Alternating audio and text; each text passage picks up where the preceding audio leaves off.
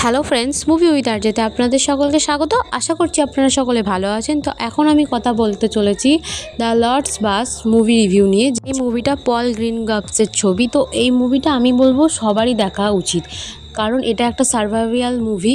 যেহেতু কীভাবে মানুষকে একটা কঠিন পরিস্থিতি সার্ভাইভ করতে হয় সেটা এই মুভির মধ্যে খুব ভালোভাবে দেখিয়েছে। এই মুভিটা খুবই মোটিভেশনাল একটা মুভি এবং সমস্ত জেনারেশনের জন্য এই মুভিটা খুব বেশি ভাবে প্রয়োজন, যে কিভাবে মানুষকে একটা সারভাইভ করতে হয় একটা কঠিন পরিস্থিতির মধ্যে দিয়ে।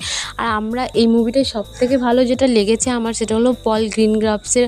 এখন বেশিরভাগ মুভিতে আমরা লক্ষ্য করতে পারি যে তার একটা অ্যাকশন সিকোয়েন্সের একটা পরিবর্তন সে নিয়ে এসছে। সেটা হলো যে সে এমন একটা ক্যামেরাটিক ইউজ করছে যেটা খুব ফিউ সেকেন্ডের জন্য জিনিসগুলোকে দেখাচ্ছে।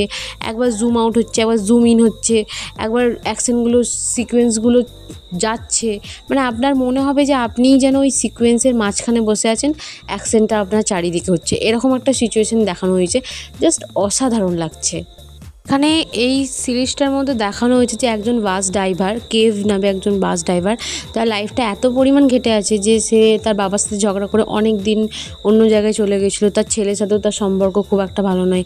আবার তার ফাইন্যান্সিয়াল ইস্যু এত বেশি যে সব চারিদিকে ধার দেনায় ডুবে আছে এবং তার মায়ের কন্ডিশনও ভালো নয়। এরকম পরিস্থিতিতে সে যে তার যেটা ক্যামেরা মুভমেন্ট দেখাচ্ছে পল গ্রিনের, সেটা জাস্ট অসাধারণ লাগছে। তার থট প্রসেসটাকে ওই ক্যামেরার মুভমেন্টের মধ্যে দিয়ে বোঝানোর চেষ্টা করছে এবং জিনিসগুলো এত বেশি অ্যাডজাস্টেবল হয়েছে এবং এই স্টোরিটার সাথে এই ক্যামেরার মুভমেন্টটা এত বেশি অ্যাডজাস্টেবল হয়েছে, জাস্ট দেখতে দারুণ লাগছে এবং মনে হবে যেন পরিস্থিতিটার মধ্যে আপনি দাঁড়িয়ে আছেন, এরকম একটা ফিল আপনার হতে পারে।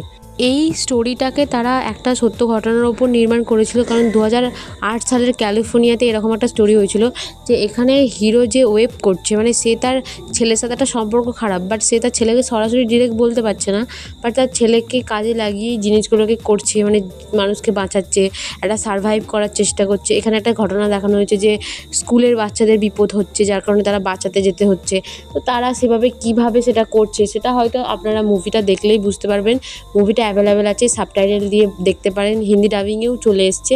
আশা করছি আপনারা দেখবেন এবং মুভিটা আপনাদের ভালো লাগবে। আমার তো পার্সোনালি মুভিটা খুব ভালো লেগেছে।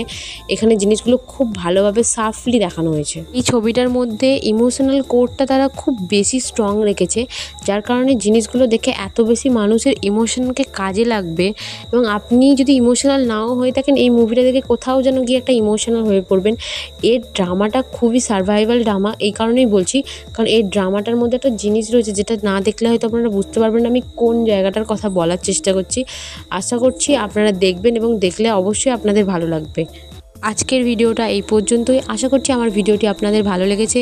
ভিডিওটি যদি ভালো লেগে থাকে লাইক, কমেন্ট, শেয়ার এবং আমার চ্যানেলটিকে সাবস্ক্রাইব করে দিন। Thank you so much for watching this video.